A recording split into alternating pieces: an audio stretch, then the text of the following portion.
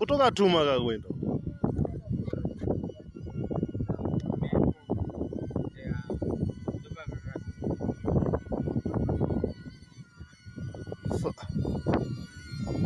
ukudzi kutotiza kapa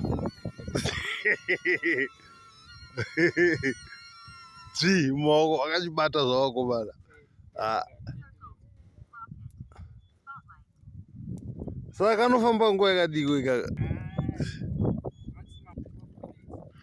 Ndikuda kukatuma kuti kuenda kwakanoenda vanotawo 5 kilometers but tichanza remote ino but sansa phone because kanoconnecta nebluetooth saka maybe just 15 meters away.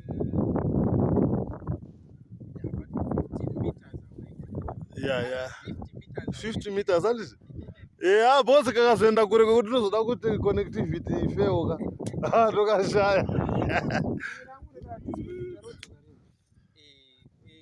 paratangira